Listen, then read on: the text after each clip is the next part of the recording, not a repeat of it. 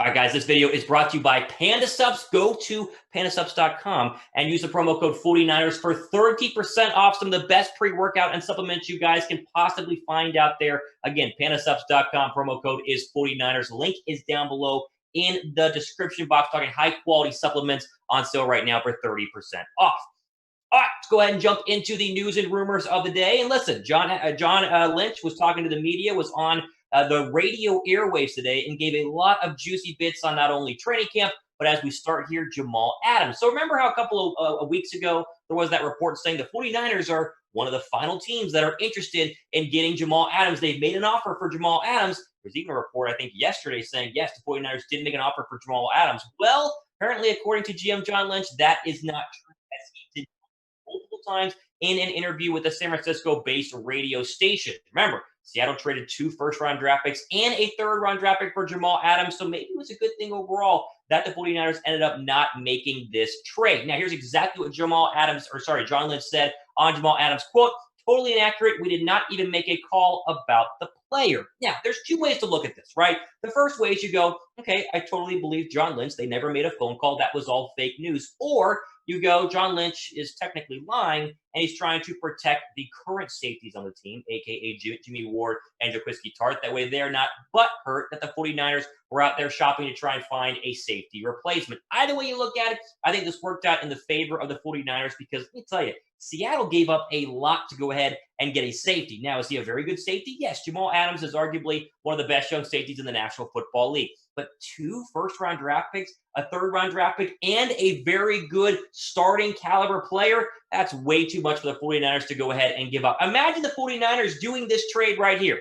Like, imagine not having a 2021 first, a 2022 first, and then a 2021 third-round draft pick. It's just way too much overall. And again, it's not like the 49ers were a player away from winning a Super Bowl because they were just a couple of plays away from winning a Super Bowl as early as last season in 2019. So, again, would he have been nice? Sure. But am I glad the 49ers did not make this deal after seeing what Seattle gave up? Yes. Hopefully John Lynch is telling the truth, and he is right. But I'll finish with a question for you guys here. Would you have given up 2 draft picks for Jamal Adams? Type Y down below for yes. Type N down below for no. I want to hear from you guys. All right, moving on. Again, John Lynch speaking to KNBR Radio today. He was asked, no surprise there, about George Kittle and what the contract situation is for Kittle overall. Now, he didn't give us as much information as I would have liked, but he did say contract talks are happening, and he is hopeful of a new contract in the coming weeks and months. Remember, I had said for many, many weeks, I bet they have a deal done by the start of training camp. Well, guess what? Here we are, day 1. All the players reported to San Francisco today. Training camp is upon us, and no deal has officially come. Now, here's exactly what John Lynch said to KNBR, quote, "George is planning on coming. We've exchanged ideas. It'd be silly not to figure it out. You asked for the timetable. I don't have that. No updates. I don't think there's anything to be discouraged." So no updates, there's no timetable, but no need to be discouraged. My guess is Kittle, again, arrives. They get him through the whole COVID testing protocol, which is a whole different story. They get him on the football field, and this will be worked out before the start of the NFL season. Now, again, I said before training camp, and I call myself out, I was wrong, but at the same time, there's no indication that this deal is not going to be done. It's taking a while. It's a tricky deal because San Francisco doesn't have a lot of money overall to allocate to him this season and going forward, but they are talking. And John Lynch, listen to the whole radio interview. He's very, very hopeful this is actually going to happen, which we all understand that this needs to happen because we understand how great George Kittle is as a player. I'll keep saying it. I said it before. No way I give him $20 million. I don't think Kittle really needs $20 million a year. 12, 13, 14, even $15 million range to me works for a yearly base contract. But right now, I just want you guys to know that this is probably going to happen. Just stay tuned. It'll be a couple weeks, but they're going to get the deal done.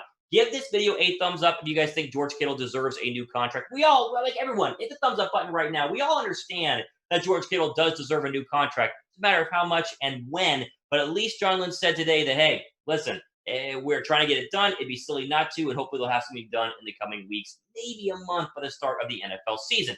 Our sponsor for today's live Q&A and the rumor video is Panda Subs right now. They have incredible pre-workouts at pandasubs.com. And guess what?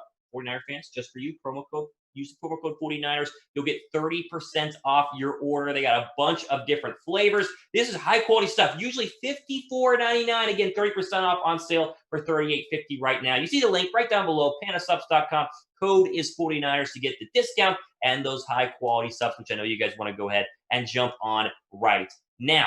The final thing, the big thing really that John Lynch was asked about, and you've probably seen this on your Twitter timeline by now, was a Deebo Samuel injury update. So again, talking to KNBR, we've heard from multiple people. We've heard from Deebo, he'll be ready week 1.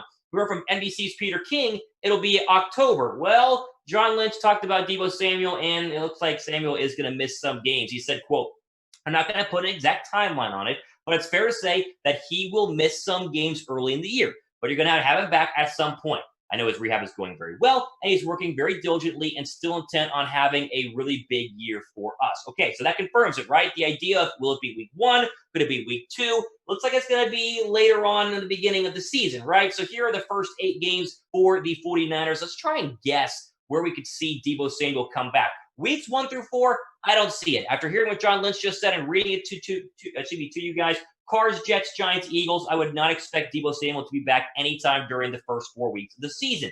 Now, get to the next 4. That Dolphins game would make a ton of sense. Get him, his feet wet before the week 6 Sunday Night Football matchup against the Rams. Then you got Patriots and Seahawks. I would look at week 5, the Dolphins home game. Again, the 49ers should win, regardless of Tua, but it's not a very good football team. They should win that game, get Deebo some reps, and get his feet, sea legs underneath him. That way he's ready to go for a daunting week 6, 7, and 8 stretch. Rams, Patriots, and Seattle Seahawks. So it is bad news, right? Not going to be there for week 1, at least not according to GM John Lynch, but he should be back at some point in the NFL season. So glass half full, let's be happy about that. Give me your one-word reaction to Deebo likely missing some games in the comment section down below. My one word is not going to be anything crazy, right? It's not going to be panic, but it will be bummer because it's, it could have been a 1,000-yard season for Deebo Samuel. Still might be, but obviously cutting some games short. He's probably going to be back by week 4 or 5. My bet is week 5 when they play Miami. Now, when everything just changes, as you guys know, we have nonstop camp coverage here for the 49ers because camp happens every day.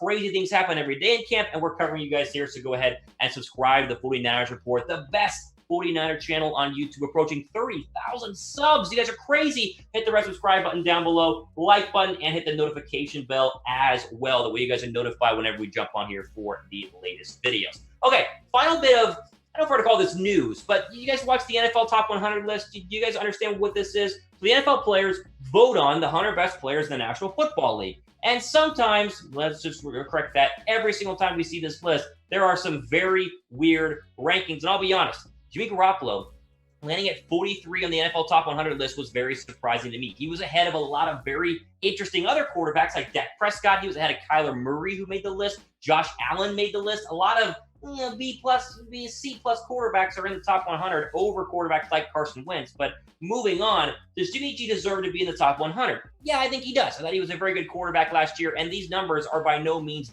bad, right? As we said before, drop the interceptions down a little bit, and this was a Pro Bowl caliber year for any quarterback in the NFL. The problem is 43 overall. There are a lot of really good players on the list, and I don't know if I'd take Jimmy Garoppolo over a lot of them. Now, I would take Jimmy Garoppolo over Dak Prescott. Now, Tom with the Cowboys Report here at Chat Sports might disagree, but I'll be honest, I'll take Jimmy G over Dak Prescott. But let me know what you guys think in the comment section down below. Who's better right now? JG for Jimmy G, DP for Dak Prescott. Remember, Prescott 8-8 last year, had a lot of weapons and still couldn't even beat the weaponless Eagles in a Week 16 win, and you're in playoff scenarios. So give me Jimmy G. I don't know. I want to be unbiased. 43 is a little high for the 49ers quarterback. Now, after this year in 2020, I expect him to be right where he should be on the list, but it's a little bit high. One guy who's a little too low is Fred Warner, the other 49er who made the list so far, because they're like halfway through the list right now. 70 for Fred Warner, the linebacker. I think this is a little bit too low, but at the same time, he does not get the respect that other great linebackers do in the NFL. And it's just because a lot of people don't know his name, right? Not many people recognize the name Fred Warner. He's underrated, but as you see right there, the future is very bright for a guy who I think can become the best middle linebacker in the NFC. I know Bobby Wagner's there, and he'll be there for a little bit longer, but this Fred Warner guy is unreal. It's good to see him on the list. I would have had him a little bit higher, but I'm not going to complain because, again, not a lot of people would go, oh, yeah, Fred Warner is the middle linebacker for the 49ers, just because some people aren't educated enough on very good players overall. So those are your two 49ers who have made the list. I'm sure there will be more. Kittle is going to be up there somewhere. Sherman should be higher. Eric Armstead was on the list, although, DeForest Buckner made the list, although he's a Colt now, so technically not a 49er, but 2 so far, but there will be a lot more 49ers on this list as the top 100 keeps going over the next couple of days.